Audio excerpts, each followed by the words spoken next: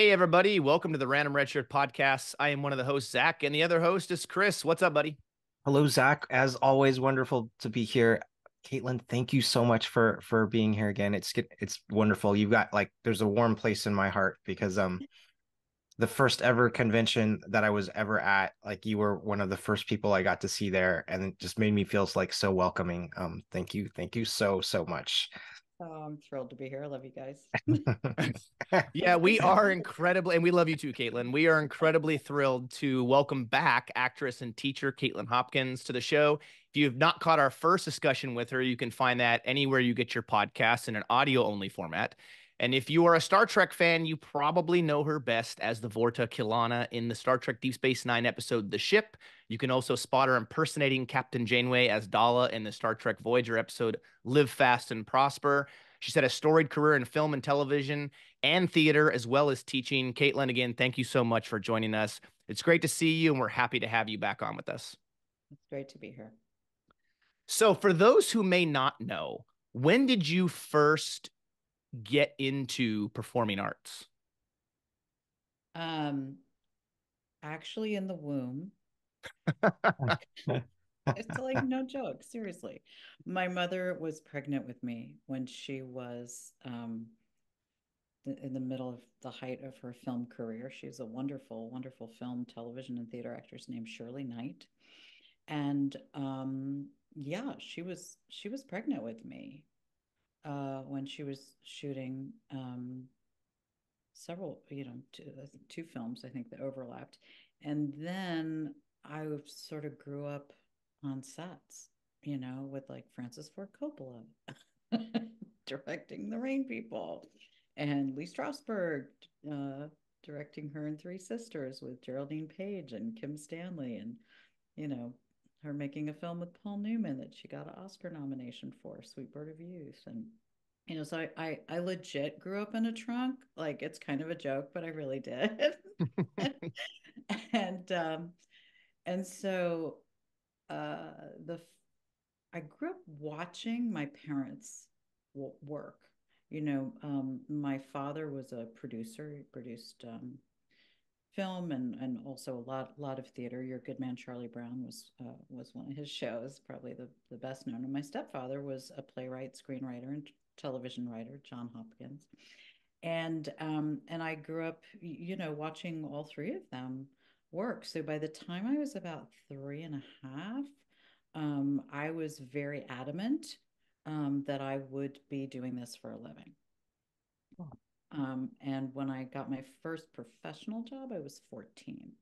Hmm. And it was a summer stock production of the Children's Hour in Stockbridge, Massachusetts. That was the very first thing I did. Hmm. That that's incredibly special, like kind of knowing like what you're going to do like at such like a young age. That the first role, like do you recall like how you felt like when you did the first role? I remember feeling like finally my mother was letting me do what I was supposed to do. You know, I had an interest obviously in acting, but because I was sort of behind the camera my whole life, or in rehearsal rooms, or in the audience watching, I had a real interest in directing and produce. I kind of wanted to do everything. And but I remember feeling excited that I could apply all the things I had learned watching my mother create characters and roles. It's funny, you guys, it just made me think of this. I read so much online now about Nepo babies. It's like a thing, right? They talk about how, kids of famous people, and I don't think my parents were famous. They were just working. They were like working in the industry, what we call working actors, working writers. Um, but I do think that it gave me a perspective and an advantage, growing up, not so much in getting the work, because you have to be good at what you do, right? Like it might get you in the room, but you have to get that job and you have to be good at it to sustain a career. and you've got to study and train, you know, you have to do all those things, but the perspective that you have when you get to, as a young human, sit in a chair and watch people for 10 or 12 hours a day do what they do from every angle, from makeup to hair to, you know, I always hung out with the crew. I thought they were fun, you know, or the stage managers. And I get to sit in the stage management booth and watch the stage manager call the show, you know, and you learn about how stories are told. And Yeah. that's really cool, right? And so then you get sort of obsessed with like, well, I want to tell stories. I want to tell stories that matter. I want to tell stories that are important. I want to, you know, I want to entertain. But it's also storytelling is how we learn. Storytelling is how our society functions, right? Like we learn through stories and storytelling. So, and that really interested me as a young person. Do you remember your parents, once you started getting into performing arts and get into the business, did they give you any advice on Yeah, anything? Lots yes, of of course. advice? They told me not to do it. They begged me. They begged me. My father, you know, I was doing my very first musical in high school was Kiss Me Kate, and I played Bianca. And my mother came up one weekend to see it, and my father came up the second weekend. And I was like, why didn't you guys come on the same weekend? And my mother said, well, we felt it would be good if we both tried to be objective about whether you actually had any talent.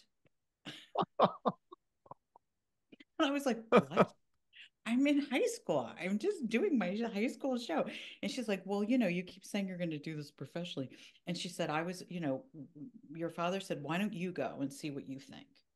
And I'll go and see what I think. And then if we actually think she's good at it, we still should try to talk her out of it. But we'll have to be supportive if she wants to move forward and go to college. Because I was, you know, at 14, 15, I was like, I'm going to college for musical theater, y'all. So get ready. Yeah. And afterwards, my mom was like, and she was like, oh shit, honey, she's good. Gosh dang it. What are we going to do? She's a storyteller. So, yeah. That's excellent. So after that, were they yeah, They were did they were endlessly supportive. oh awesome. Yeah. Yeah. My mom was the mom who like came to every show I did and sat through every performance or all the previews and would introduce herself to everybody around her saying, that's my daughter. Proud She was parent that moment. mom. That's Yeah. awesome. That's so cute. That's so cute. That's sweet. Yeah. Which performing arts school did you go to again after high school? I went to Carnegie Mellon. I did not graduate. I don't want people to think I stayed the whole time. I didn't. I left after 3 semesters Hmm. because I had an incredible opportunity to do a play opposite Christopher Walken, who was my favorite actor at the time. Like I just Oh. thought he was extraordinary. And I had auditioned for this play and I ended up getting it. And at the time, you know, there were all kind of rules. Like if you leave to work professionally, you can't come back, you know, because they were trying to Hmm. keep you in school, which was very, very sensible. And I kept studying. I just studied privately, you know. I didn't go back to college. Because once I got that play with Chris, like, you know, I got a big agent and I started getting sent out for I kept booking things. Like I wanted to go back and then I was just like, oh well, I guess I guess I'm working. I better go take an acting class and voice lessons and all that, you know, with teachers in New York or LA, because it wasn't realistic that I was going to get through. Carnegie Mellon, I want to say I read somewhere it's one of the most difficult It schools is. to get into, right? For It acting is. and theater. Yeah. Yeah. It's definitely the top school in the country. Yeah. That University of Michigan also Mm. excellent program. Yeah. Now, I was wondering if you would tell us again how you got cast in Star Trek Deep Space Nine. Well, I had an audition. Um, Oh my gosh, I was so excited, y'all, because my stepfather, John Hopkins, that I was telling you about, he was an obsessed Trekkie, like obsessed. And so I grew up watching, my sister and I every week would sit with my dad and we would watch Doctor Who was his other thing. Mm. Like 'cause we grew up in England for we went back and forth because my stepdad was British. So Doctor Who and Star Trek, like that was it. Like everything my dad cared about in the world. And so when I had this audition, oh my gosh, he was so excited. And I remember sitting outside Paramount Studios, like waiting, sitting in my car and waiting to go in. And I was so nervous and I was so excited. Um, and I went in and auditioned for it. Um, and I remember what I wore, which I think is kind of interesting because that was what, like 100 years ago. Um, Not quite 100, but it felt like a really long time ago. It was a very long time ago. Um, so I remember I wore a like a lavender like colored mini dress mm. that was kind of mod. It was very sort of 60s looking and it was fabulous. Um, and I didn't know that the character sort of had lavender stuff going on, right? Like I had like Mm. contact lenses and I had, so I think that probably helped a little, the dress I was wearing. Yeah. Hmm. Yeah, there I am. There's a There picture you of are. me. Is that the one I signed for you and That sent is. Yes. you? Anyway, uh, I remember them being terribly nice and looking at each other when I was auditioning. They would, I was like, oh, I think I'm doing well. Um, and yeah, I just remember how excited I was. Also because Avery Brooks was, I mean, God, one of the great theater actors, let alone, and the idea of getting to work in an episode where my character had such a strong relationship with his character. And to me, it was very Shakespearean, and he was so good at Shakespeare. Like just the stakes of the story, the whole story itself, I thought was extraordinary, and I thought a lot of the banter and the dialogue between them was really, really exciting. Um, and I don't know whether the writers intended it or not, but I really felt like that they were a good match, that they would be attracted to each other, that they would challenge each other, you know, in a way she was seducing him. Like that was sort of my take on it that I thought was really interesting. Um, I sort of wanted them to meet again, like in a Yeah. later episode to find each other again because I think that I think we had a lot of chemistry together in a really good way. Um, that I thought would have been interesting to explore. That would have been awesome for you both to meet again for sure. Yeah. Yeah. With Yeah. Well, I think they respected each other.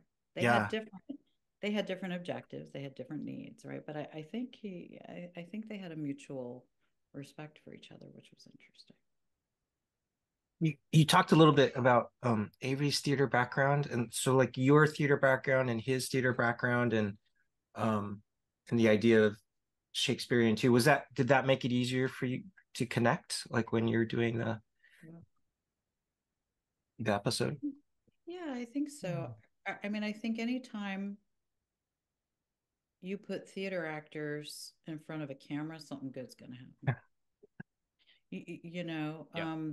Because they understand structure, story structure, right? And I grew up with a dad who was a writer, so like I really understood how the television play, and I use that term intentionally. People call it a script, but it is a play for television. It is structured. It has a beginning, middle, and an end. The characters have an arc. Um, they have very, very strong objectives on Star Trek, right? Everybody. And they're willing to do anything to win, which is interesting. And I think the thing that interests me in the most about the Star Trek brand, I guess, of storytelling is whether the characters that are engaging in what they need and what they want in any given episode is, yes, they're willing to do anything to get it, but at what cost? Are they willing to sacrifice their life? Are they willing to sacrifice their integrity? Are they willing to break rules? And that's always really dramatic, as theater is. Like, I Right. think they really figured out with the Star Trek series how to create conflict that is life or death every time. Mm. And that is very Shakespearean. Yeah. Like the story structure is very theatrical in terms of the stakes and the structure. Yeah. When you were given this role, right? And you had earned this role as a Vorta. There, I believe, had only been one other actor who had played a Vorta before. So it was a new alien species in the Star Trek franchise. What, if anything, did they give you to go off of? Was it just kind of a blank slate? They said, "Hey, you're this alien and you're going to be, working opposite of the captain and everything," or did they give you anything about the Vorta itself? Um, they did. There was a very interesting process after I got the role and before we started shooting, where they were experimenting a little bit with the look of the character. Um, and they gave me quite a bit of information sort of during the what kind of hair and what kind of costume is this Vorta going to wear, because it was new, and they really wanted to, I think, explore, how were they going to define a female Vorta moving forward, right? They had the first time that they experimented with that, and sort of like how are we going to develop this species or this character. And so it was really cool is they tried several different wigs, they tried several different costumes. That the costume that you that I'm in that photograph, hold that up again for me and I'll tell you something kind of fun about that. So originally, do you see how it's sort of in essence a one piece, right? It's like Right. a unitard, if you will, right? There, one of the versions had a huge sort of cape from the waist down, Hmm. right? Almost like a train. Does that make sense? Yeah. Yeah. There was one where it was a little more conservative because she turned out kind of sexy. Um, Just a little And bit. yeah, and there was that's great. Thank you for Mhm. show and tell there. Um, and the original wig was much more severe, and they didn't want her to look that severe. They wanted her a little softer, a little, a little sexier, I think. And so that was really, really fun. And yeah, they sort of they have these huge Bibles. I call it a Bible, but it's basically like all the information you could ever want about every character and every episode of every show ever done. Right. Yeah. And I don't know if I told you guys this last time or not, but when I did my costume fitting, you know how when you go into a dry cleaners, they have those like electric things that the clothes are hanging on and they press the button Mhm. and the rack goes around. Okay. Right. So imagine like a massive sound stage with tons of those, and it's all Star Trek costumes. Heaven on earth. Whoa. Yeah. And they press the little magic button, right? And they're like, Z 275, right? And the thing goes around. And, you're watching all of these Star Trek costumes like spin by your head, and you're like, whoa, this is really cool. While they look for something that they want to Mm. pull down. It's really, really fascinating. That's Yeah, that's almost overwhelming. All of that that you could see. Yeah. Yeah. And they told me how like in Mm. the male costume, the uniforms, that they have like sort of pecs and shoulders Yeah. built in. I thought that was really cool. I was like, no wonder they look so fabulous, you know, the, like little like girdle kind of, you know, like a little, you know, get that stomach flat kind of thing. Yep. Yeah. And I was like, man, all the girls on Star Trek have really big boobies, and I didn't have boobs.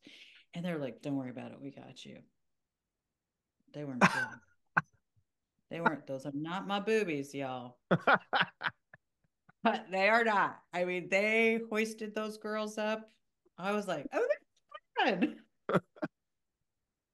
This is really fun. It was hilarious. And they made and they hand painted contact lenses, you know, that were like kind of lavender, and oh, they hurt like hell. I was gonna say, Because did those irritate not in your the eyes? desert. Huh? Did those irritate your eyes when they were in the Yeah, lenses? because Yeah. they weren't like the nice softy ones they have Mm. now. They were those hard ones. And Yeah. my eyes are sensitive anyway. I was absolutely in hell. They hurt so much. We were in the desert. So if the wind blew and you got any kind of sand or anything, oh, that part I didn't like. Yeah. It took like 4 hours to put those dang ears and the contact lenses and spray paint. They spray paint your face. Mm. And then they do little stencils. You know, I had very pretty little lavendery kind of things on the side. Yeah, Yeah, it you was. had so about 4 hours of makeup work every day. Yeah. Mm-hmm.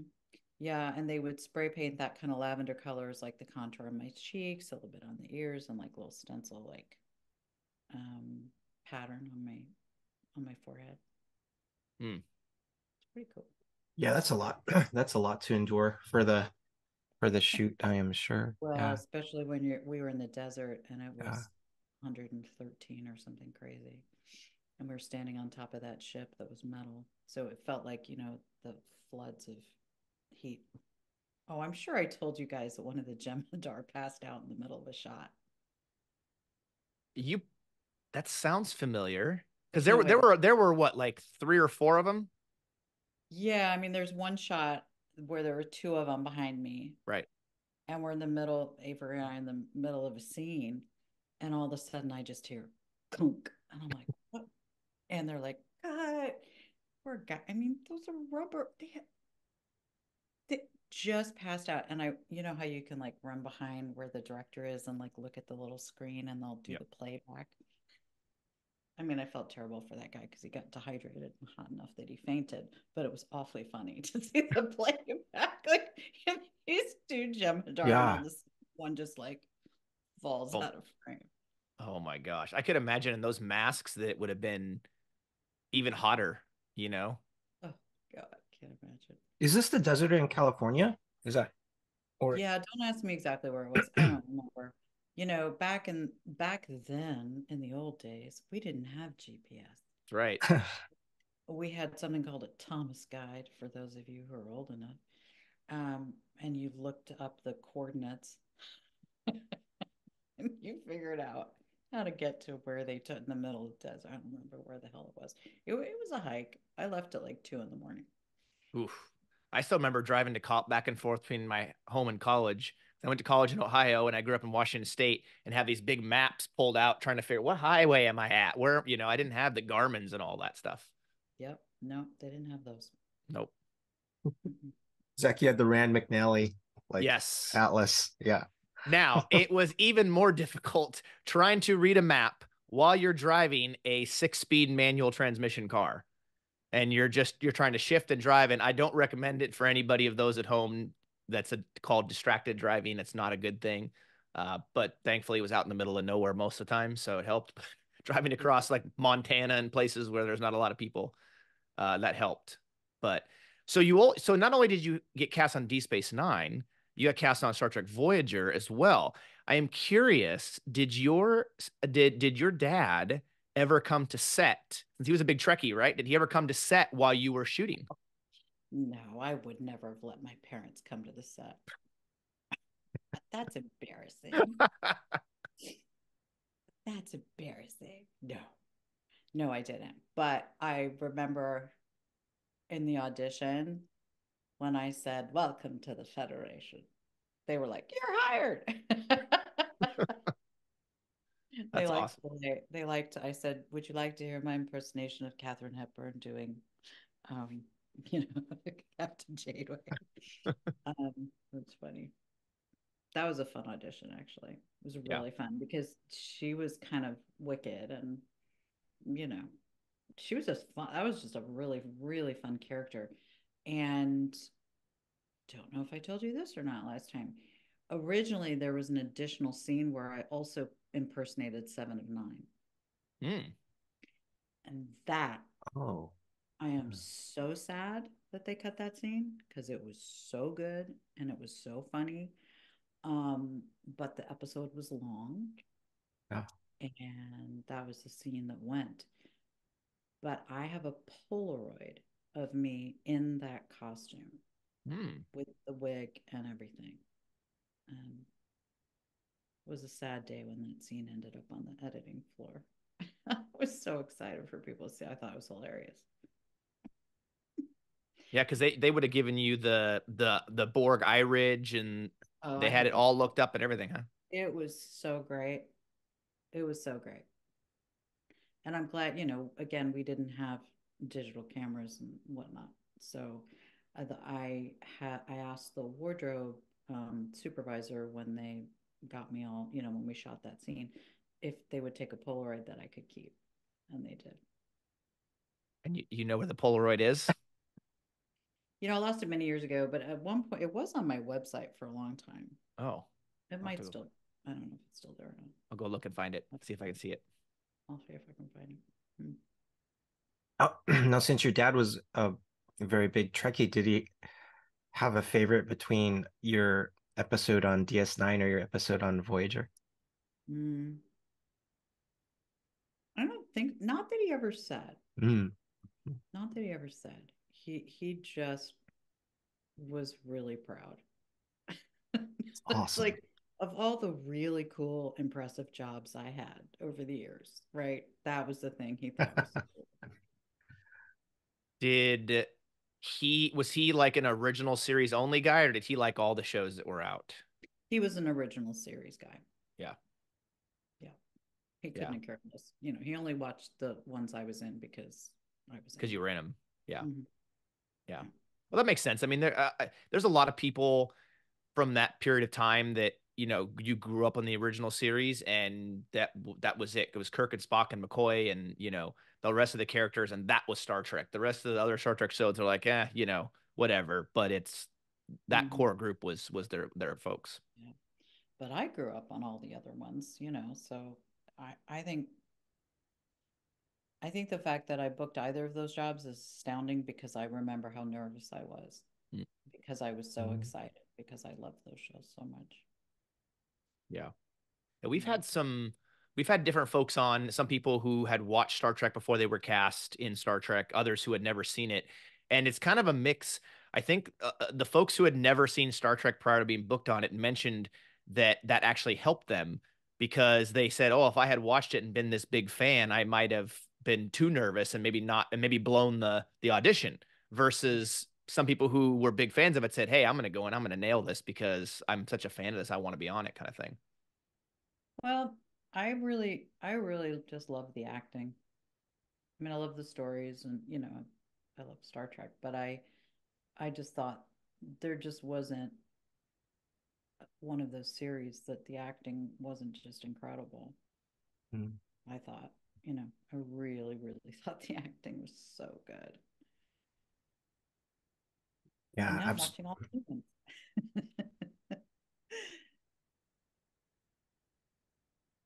Go ahead, Chris. yeah. You're a teacher as well, and thank you for being a teacher. I know you spent a while at Texas State University. Would you mind like sharing with us and like your experience at Texas State University and your how you feel and all you're able to contribute there? Sure. Yeah. I was very fortunate that I was asked to design a degree plan from scratch. So, a BFA in musical theater. And in 2009, I left the Dirty Dancing tour. Nobody puts baby in a corner. Mm. Playing baby's mother. And my husband and I moved to Texas, and I had this extraordinary opportunity to build this degree plan from scratch. And I thought, I was very fortunate that I was able to observe and be around and work with so many of our great writers, directors, composers, set designers, costume design, I mean, you name it, and to have an opportunity to sort of pass that on to the next generation is really, really a gift. And to be able to support young artists. And at Texas State, what they're really about is supporting artists of color. It's a Hispanic serving institution. They're really trying to serve students that otherwise might not have an opportunity to go into the arts or get a college education. And so to spend 14 years raising money to support those kiddos and teach them and direct them in their shows, and now mentor them now that they're all out in the world, living their best lives and being working actors. It's really amazing, and I'm still very connected to the university. I still help them in any way I can, but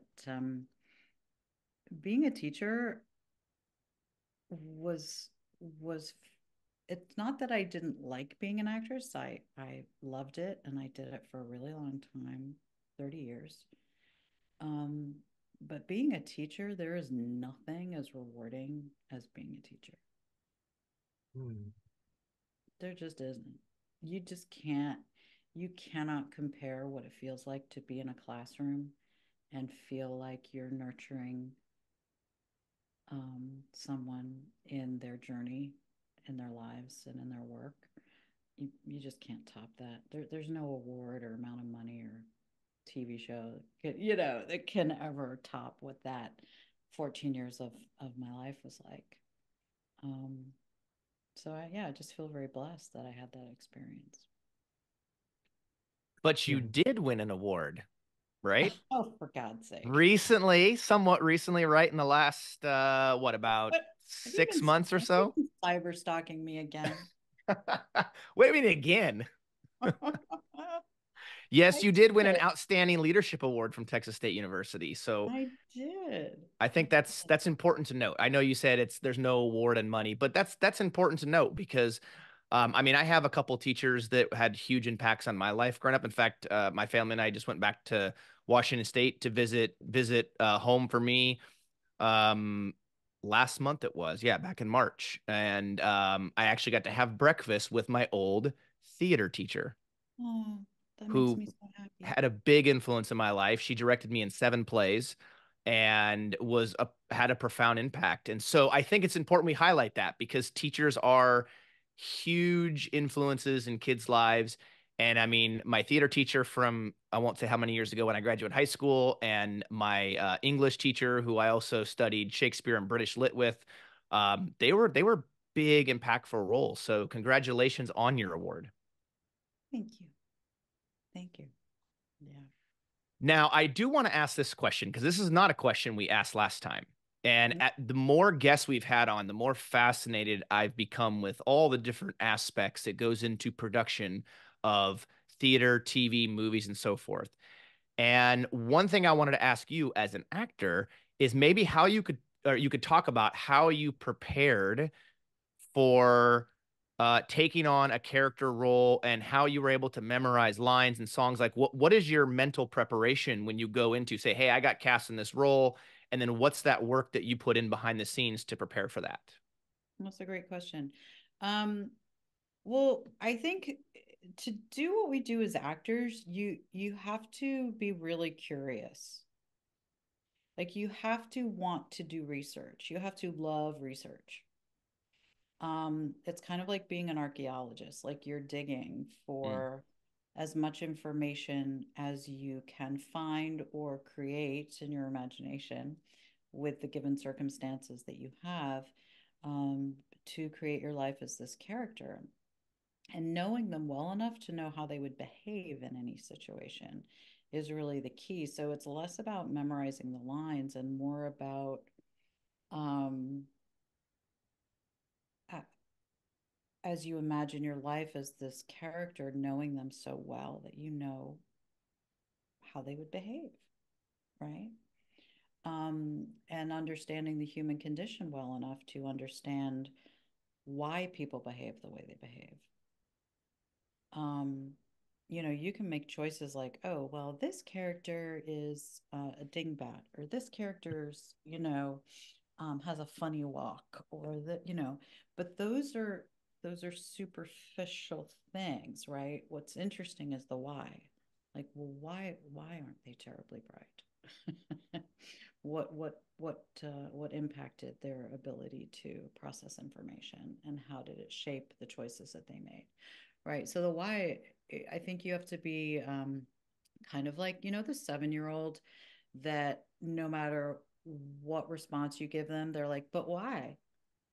But Sounds like my why? 8-year-old. But why? Yeah. And you're like, because I said so. Yeah. Why are bananas yellow? Like, and they're just relentless.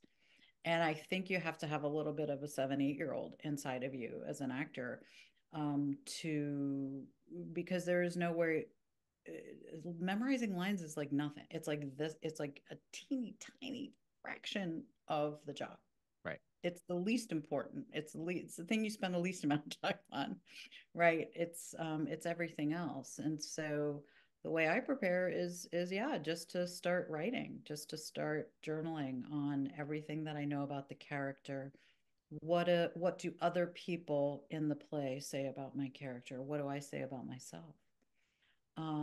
What events happen prior to meeting my character in this moment that have impacted and influenced who she is and why she behaves the way she behaves? What does she want? What's she willing to do to get it? What happens if she doesn't get it? What happens if she does? Like it's just sort of, you just gotta dive in, and you cannot settle for the first thing that you come up with, or the first layer of information, if that makes sense. I call it peeling the onion. You got to keep peeling that onion and be like, what else? What else? What else? What else can I mine? What else lives inside of this human? And um and that's kind of how I prepare, I guess. I I start asking questions. That was beautiful, by the way. Thank you. That's a lot of like introspection and peeling back and getting to the core issue of an individual and the psychology like behind it. So that's fascinating. Those are really fun. Like, if you ever get to work on something that's a period piece, then you have so much information at your disposal because you can research the time period. Because how I would behave now and how I would behave in 1920 or the turn of the century, right, would be completely different. Completely different. So, your that gets really fun when you're working on roles that are in different time periods, and you can look at the politics of the time, everything. I mean, literally, you've got like this whole vast encyclopedia of great facts that you can go and see if, where did this character live? How old are they? What social economic, what are their, how did they grow up? What kind of education did they have? What class were they in? That's a great point. Oh yeah, it's Yeah. exciting. Yeah. So Zach, did you use like any of those techniques, like preparing for your theater roles?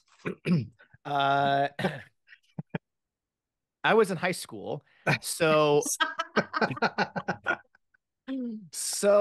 I was just worried about memorizing my damn lines. I'll be honest with you. Like, can I remember? Like, I remember my sophomore year, I got the biggest role I had at the time in Little Women. I played Lori, and I had a really long monologue, and it took me until opening night to memorize that thing because my memory's bad now, but I wasn't the greatest at memorizing my lines. Although when I got to my senior year and I played Danny Zuko in Grease, I had all those songs and all the lines. I still don't know how I did it. I really don't. I mean, I have no clue. But I don't think I peeled back the onion too much. I think it was like, okay, I'm this character. Cool. Okay, here's my lines. Like it's probably the extent of what I was doing then. But I also didn't have a lot of life experience either, so I couldn't draw from things Mhm. nearly as much back then as I probably could now. But thank you, Chris, for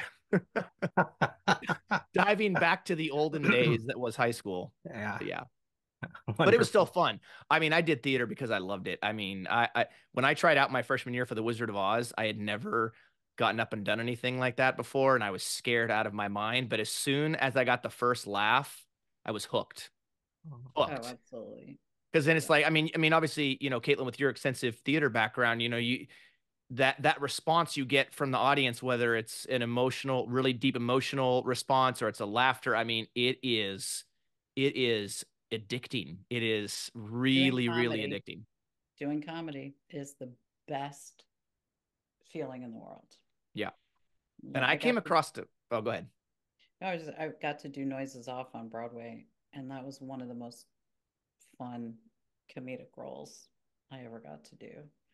I did a lot of comedy, Yeah, you did a a lot you of did a play British called parts. Bat Boy, right? It was a musical. Yeah. Yes, that was hilarious. I was gonna say I found a couple clips on YouTube, and there were definitely some laughs in that one for sure. Oh yeah, oh yeah. It was a wonderful show. Yeah, it was. Yeah, for sure. Now, I do want to ask kind of a follow-on question about your how you prepare as an actor. So my daughter, who's 10, is got the performing arts itch. She loves to perform, sing, dance, you name it. She loves performing in front of people. And we've got her into some theater camps and she really loves it. So my question for you, and I've asked this of several of our guests because I want to kind of compile them one day and give her all this advice from people who have been in the business. My question for you, Kaitlin, is what advice would you give a young aspiring actor? Mm. Mm. What advice would I give an aspiring actor?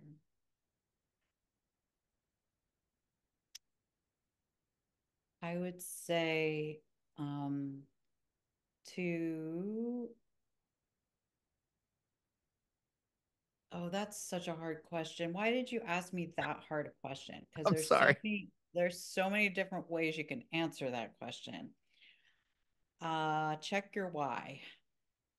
Hmm. Since we're talking about whys, check your why. Why do you want to tell stories? Why do you want to be an actor? It's a good, that the answer to that question will change the more you do it. Hmm. Um, but I liken it to food. So if being an artist is your food, right? That's the thing that feeds you, that's the thing that you're passionate about and inspires you, the craft of it,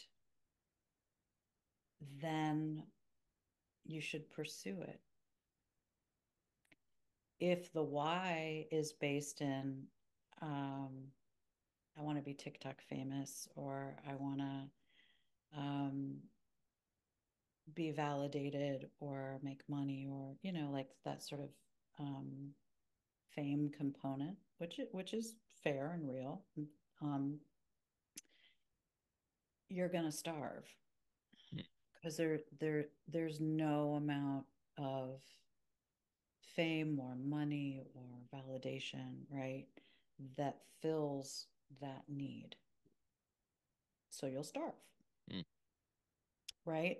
So most of what we do as performing artists is process oriented, not result oriented, right? It is, you have to love. My advice would be is make sure that you love the process and that you celebrate your wins and understand that the win isn't the big cookie at the end. The win isn't like booking the job or getting the good review or winning the award, right?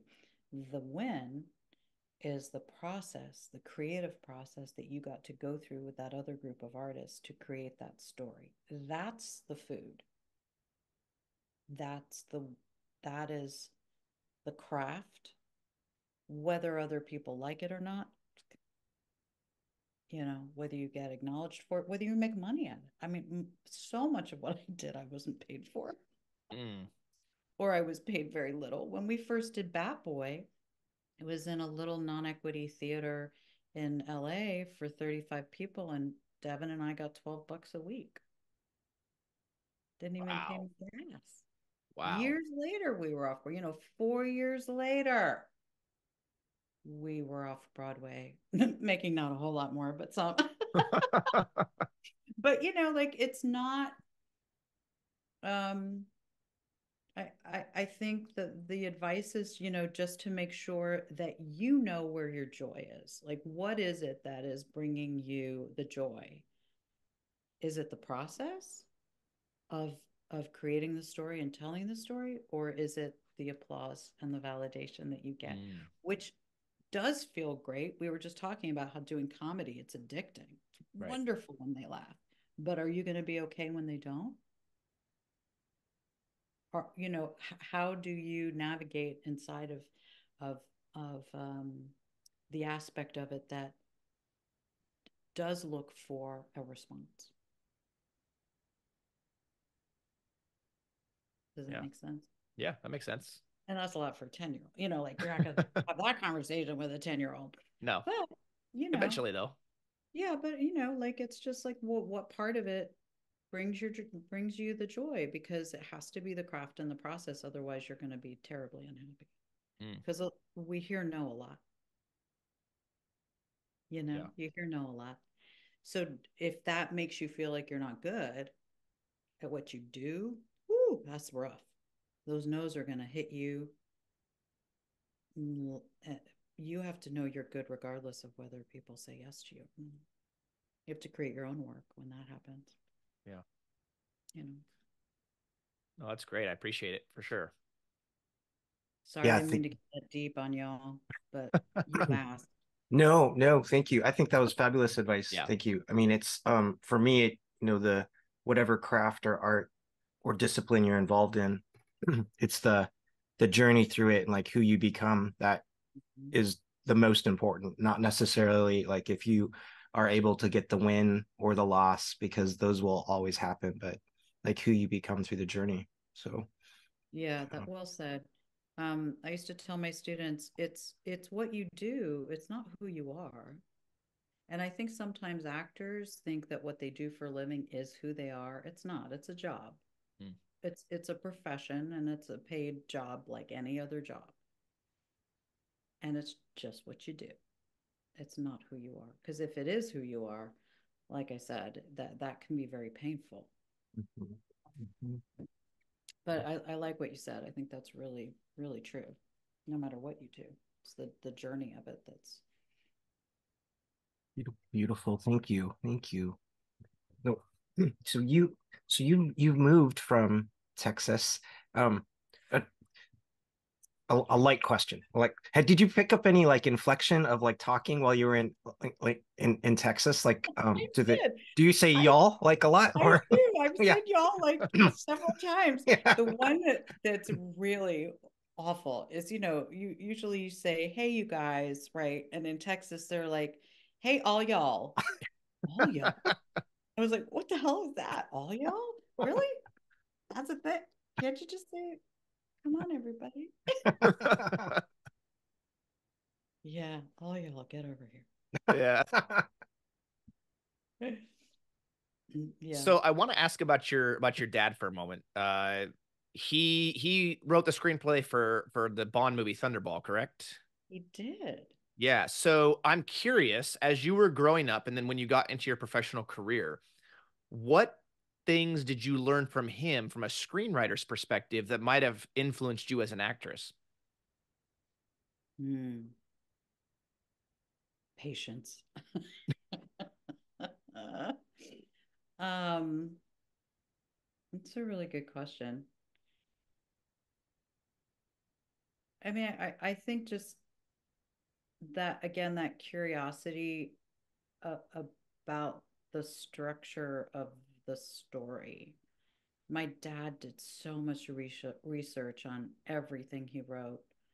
There were just mountains of books he read, and I mean, he just was a research nut before he ever sat down to write. Mm. And he was um, really an extraordinary structuralist, if that's a thing, right? And just in terms of like how he structured a television play or a screenplay or a theatrical play. And I think the influence he had on me was how important that is in understanding what you do inside of it as an actor. I remember once there was a line in a play I was doing, and I was juxtaposing two of the words. And my father said, "That's not the line. The line is," I don't remember it now, but these two words, I was saying them back to front. And he was running lines with me. And I said, "Well, Dad, it doesn't matter. It's the same thing." And he said, "It absolutely is not the same thing. Mm. It means something completely different." He said, do you think you're a better writer than this guy? Is it your job to rewrite the play? If he had wanted it that way, he would have written it that way. I was like, oh, okay. And he was right. And it led me to always, every night before I did a play, didn't matter how long the run was, whether it was a month, 6 months, a year, I always looked at my script before I did the show that day.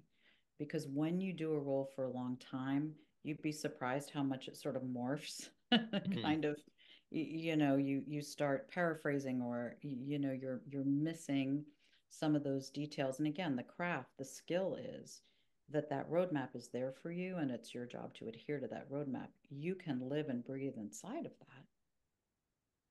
That's why I can play the same role as 10 other actresses, and we are all different. You're going to go see Romeo and Juliet, right, a gazillion times with different actors. Why? Well, because you're going to see the same story, but you're going to see Cate Blanchett do it, or whoever, right? Right. And it's going to be a different experience how they interpret, but the text is the same. And part of the skill and the craft is that journey through that text without changing it, without paraphrasing, without, right? Mm. Greatness lives inside of that. This And so I think that's what I learned from my dad, as a writer, in terms Yeah. of, because a lot of actors are freaking lazy, y'all. They are.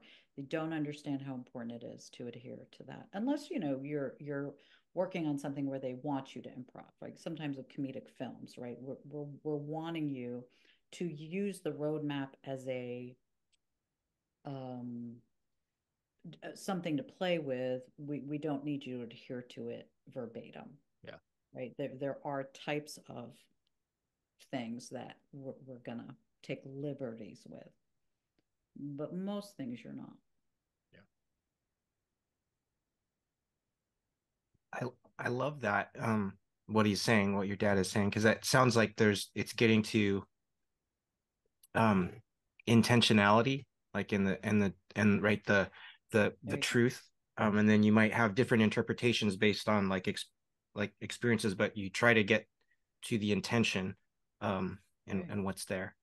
That's right. So your job, right, is to understand what the writer's intention is. Mhm. That's your job, not to impose what you think it should be, right? What did the writer intend when they Mm. wrote that? And my job is to then bring my life experience, my lived experience, and my imagination to the writer's intention. Yeah. That makes sense. I mean, it's definitely not something I thought about. What's my line again? That's, so that's really great to hear. I love learning about the process of these things. And as we've been doing this podcast for the last few years, it's wonderful hearing from people in the industry say, hey, the process is where it's at, these are the different things you have to do. And it just, to me, it makes the appreciation go up even more for the work that's put in to bring the magic on screen that we watch or in the theater on the stage. It just, you really begin to appreciate all that goes into the lights, the sound, the directing, the acting, all of that, and knowing how important each role is to making that production possible. Mm. Well, imagine, the director, of course, is the keeper of all of it. Right.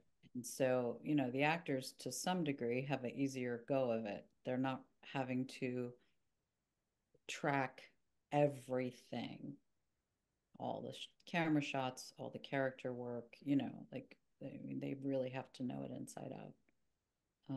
I think the great actors understand what the job of their role is inside of the larger thing, you know. Um, but the director really, whew, that is no joke.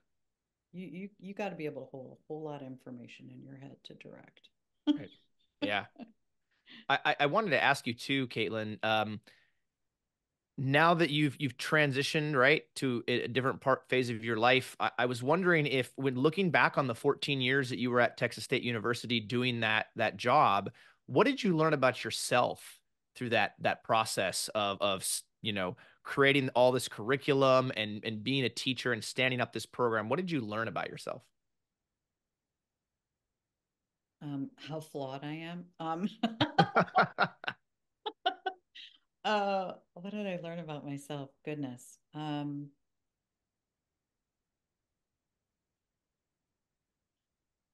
You're just bringing in the deep, heavy questions and the tough ones. Um, I think I learned from my students. So it wasn't so much, and I guess that taught me a lot about myself. But I learned as much from my students as I did from what I was offering them. Hmm. And I learned that my purpose, the my sort of reason for getting up in the morning, um, was was changing. Like that's what I learned, was that when you go into being an educator, you're you're sharing everything you know, but you're also learning from how that information impacts the people you're working with. Does that make sense? Like it's still a collaboration. It's not a dictatorship. I mean, good teachers. Right? It's a collaboration. So I think what I learned about myself was that I love to create community and I love collaborating. Like that the blessing, one of the blessings of being a teacher is that you get to create community. You get to collaborate every day. You get to be in the process. But I always knew I was the process girl, not the result girl. Maybe that's why I like teaching so much, is because like you are always in process with students. You're never, sort of going for a result. You are giving them tools to serve them in discovering who they are. Um, I don't know. What else did I learn about myself? I learned that I'm not just one thing. I think we grow up thinking that, like, oh, we're supposed to do one thing, right? Like, oh, I'm supposed to be a painter, or I'm supposed to be a teacher, or I'm going to be a plumber, or I'm going to be a construction worker, right? But no matter what you do, you are not just one thing. And I think that the cool thing about the last 14 years was like, oh, I'm not just an actress.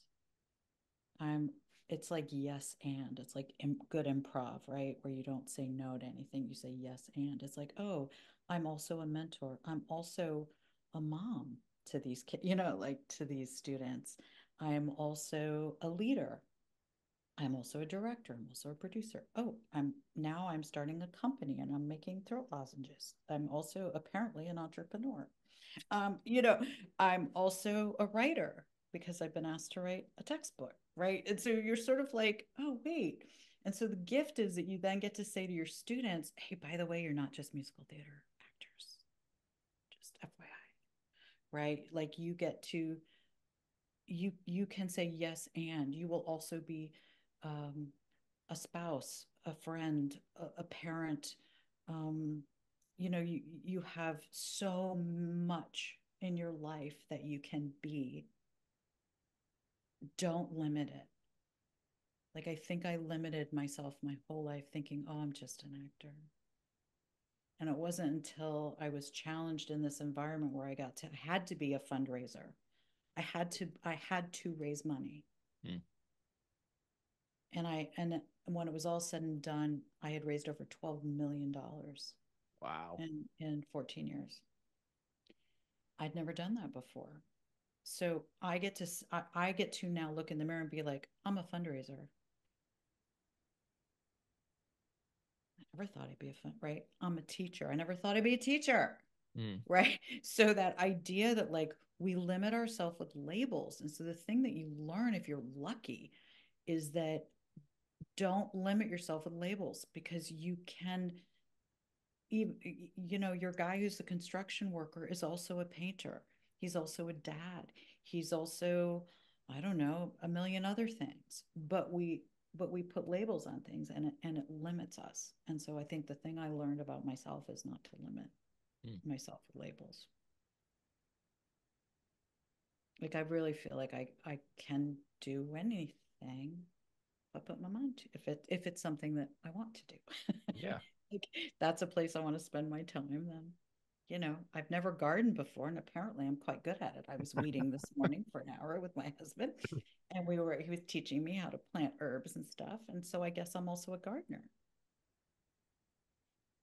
I'm learning. I'm not very good at it yet, but I want to be. Gardening is not easy. No, but it makes you feel so good.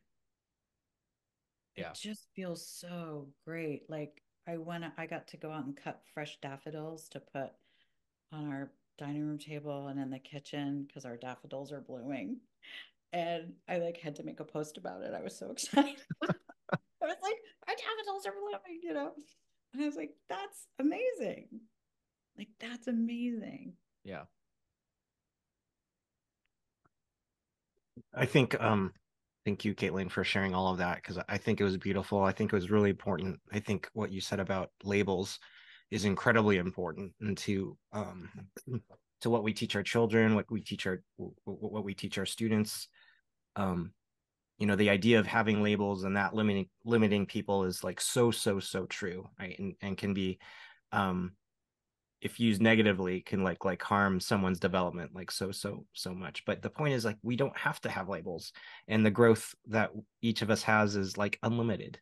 So having that growth mindset and being able to uh, kind of incorporate that everything that we have or desire to be is available to us is such an important thing we can teach our kids and our peers and our family.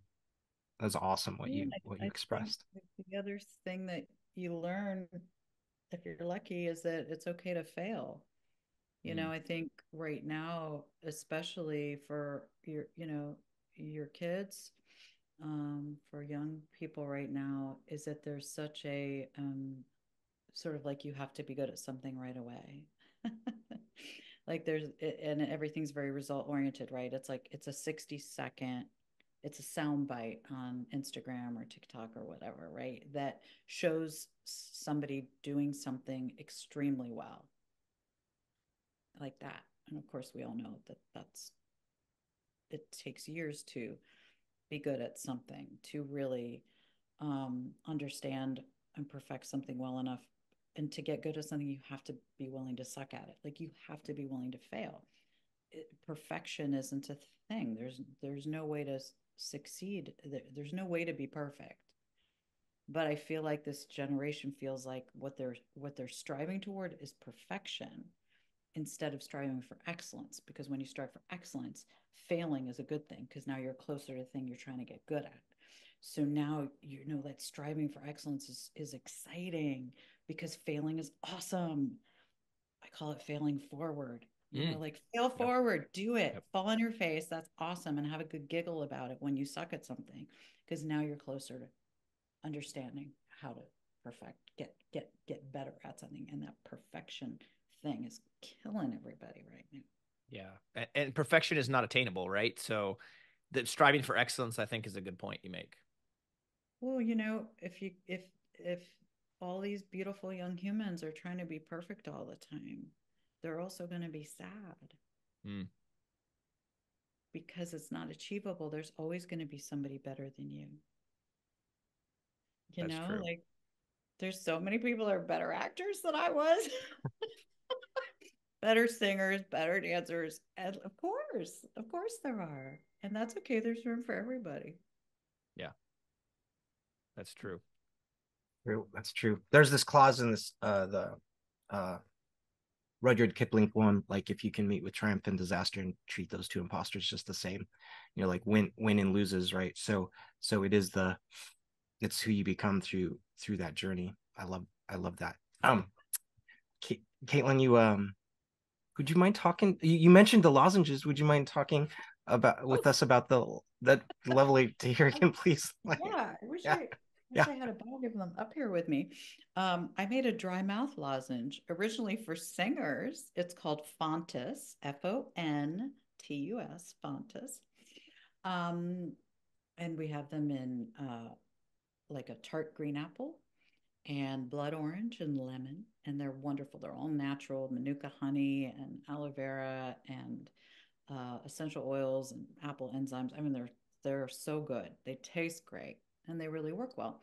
And the company's really taken off. So that's kind of like what my husband is doing doing now full time, is just running Fontas. Mm. And it's great. It's got picked up by the medical community. A lot of people suffer from dry mouth. Who knew? I had no idea it was such an issue. But I'm thrilled because it's really nice that we're making money finally.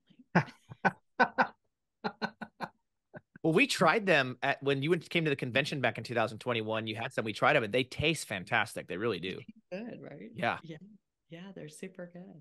Yeah, so that's going really, really well. God bless Kristen Chenoweth. That's all I have to say. Because of her, like things went crazy. First of all, she tells everybody about that. So she tells like Ariana Grande and Jennifer Aniston. She tells all her fancy friends. But she got married, and she reached out to Jim, and she's like, "Hey, would you send me some bags of Fontus for our wedding, our gift bags at the wedding?" Mm. And Jim's like, "Absolutely, it's a wedding present. Please, we owe you so much." So he sent her like 120 bags of Fontus, and we didn't know, but there was a People magazine had a exclusive on her wedding, and they listed everything that was in her swag bag for her guests with a link to Fontus.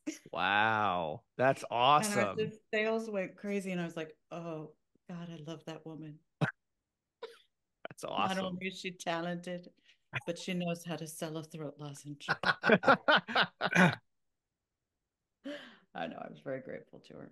Yeah. How do you start, like, obviously you talked about labels, right? Well, you're also an entrepreneur. How did Yes. you start a business? How do you get something like that going? Yeah. You just figure it out. I mean, that's really the truth. Like, if anybody tells you otherwise, you make mistakes. There are things I would do differently now, but you figure it out. I happened to meet someone at a fundraising event, and because I'm curious, Mm. right? That curiosity is always going to help you, no matter what Mm. you're pursuing.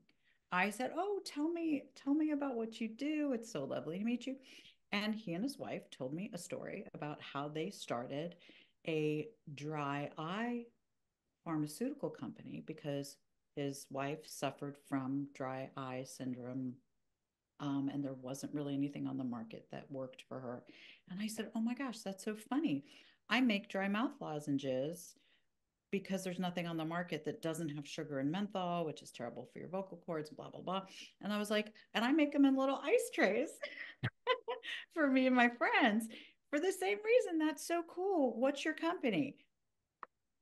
So it's like, it's a multi-million-dollar pharmaceutical company. I won't mention it, but it huge, right? Like it's Hmm. at CVS. It's in every major store in the Oh, world. wow. And I was like, that's cool. And he says to me, tell me about your lozenge. I'm curious, what's in it? And I tell him, and he said, we're interested in expanding into other dry body products. Hmm.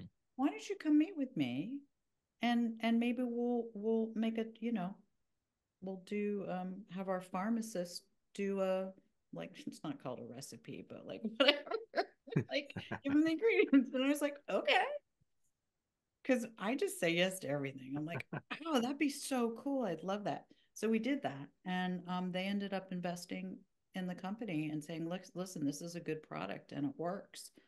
They made, they had me give the pharmacist the ingredients, and they made it, and we tested it, and they're like, this is really good. We're gonna give Hmm. you money to develop it. And they did. And the rest is history. So how did you come up with the recipe? Like, how did you decide like what things worked and what didn't work? Um, Remember that thing I said about how I like research? Yeah. Yeah. So the lozenges that are on the market are basically cough drops, Hmm. right? They're for if you have a cough, right? Like Ricola or Halls or any of those Right. things, right? And they have sugar, which it coats your vocal cords and actually makes you clear your throat. And they have menthol, which actually dries your vocal cords, which is not what you want as a singer, right? You want something. I get bad dry mouth when I get nervous. I wanted something that helped me with that problem. And years ago, when I was a young pup, and I was touring with an opera in Europe.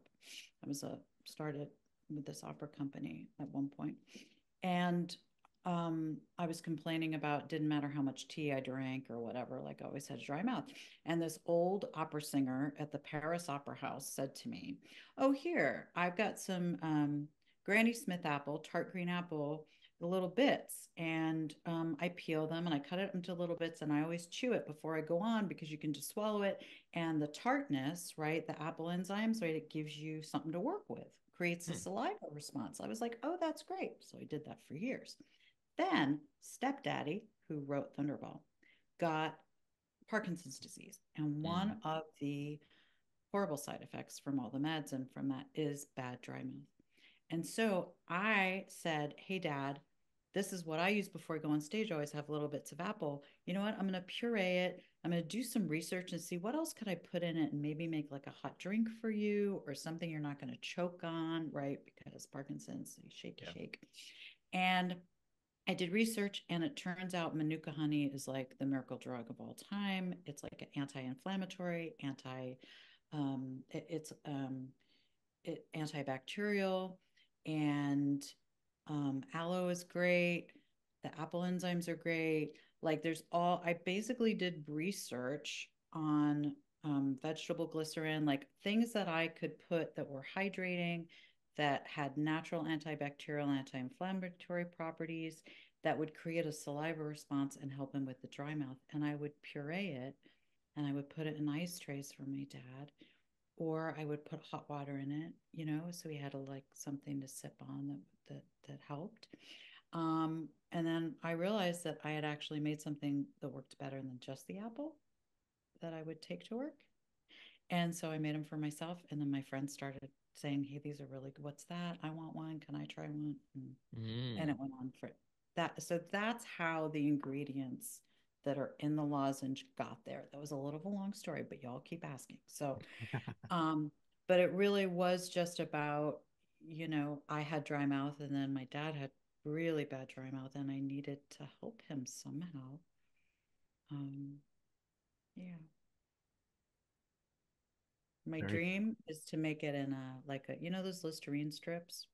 Hmm. yeah. Yeah. My goal now is that we get to a place financially where we could develop the formula. That's what it's called. It's not called a recipe, a formula, um, to transfer it into that delivery system. Because then people who are compromised, that might choke on a lozenge, or kid, or, seniors, a lot of senior citizens suffer from dry mouth. That would be a safer delivery system, I think. So that's my next goal.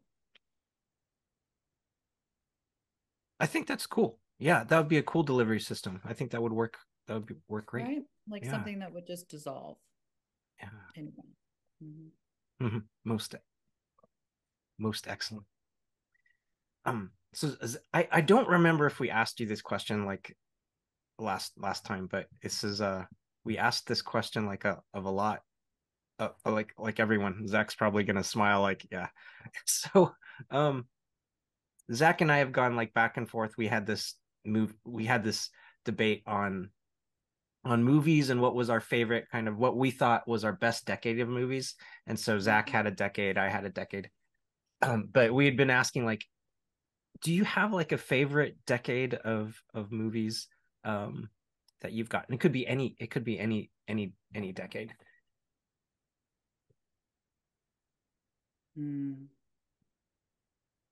Late 30s to mid 40s. Ah, yeah, that is completely new. Yeah, we'd never. Yeah, that's great. Nothing if not original, y'all. Yeah, y'all. Yeah, well, because you've got, Spencer Tracy and Katharine Hepburn and Barbara Stanwyck, and you've got all those fabulous costumes, fabulous movies from the 30s and 40s, like just Monty Cliff.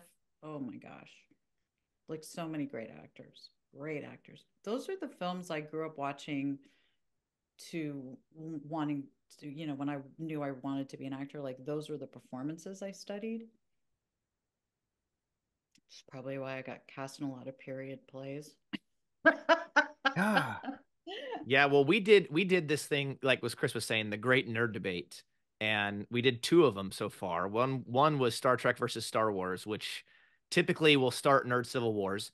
And then there is what, as Chris mentioned, the second one we did, which was what we thought was the greatest decade for movies, right, Chris? Yeah. And it was we each took a decade that we felt was the best, and then we debate style. And I had the 1980s, and Chris had the 1990s. And so it was interesting to get a different perspective, because we've had people who will agree either 80s or 90s. We've had some people said 1970s. So 1930s and 1940s is definitely an original answer. And that's my grandmother would be very happy, because that was a lot of the movies that she watches and likes is from those periods. Yeah, I'm an old movie buff. Those movies are fantastic. There's a lot of great stuff that's at the stage for what we have today. Well, Kaitlin, thank you so much for doing this again. This was wonderful to have you back on. We learned a lot again from you, and we appreciate the insight and the deep answers, as you called them, because it's just wonderful learning about the profession, and learning about what it takes to become an actor or an actress, and teaching and everything else, and being an entrepreneur. I mean, you've worn many hats. And so we appreciate very much your time coming back on with us and sharing all that. It was my pleasure. Anytime. Yeah, thank you. Well, Chris, as always, we had a wonderful time, and we always love having Kaitlin on with us. Indeed. Thank you so much, Kaitlin. I can listen to you like all day. Thank you for everything. Yeah. Thanks, Chris. Yeah, it was wonderful. And thank you so much, all of you who are watching and listening all over the globe and the interwebs. We very much appreciate it. One day, Antarctica, Chris, one day. That's the passion project. One day, somebody from Antarctica will chime in. But we do appreciate it. Be sure to check us out on Facebook and Instagram as always, and we'll catch you next time right here on the Random Redshirt Podcast.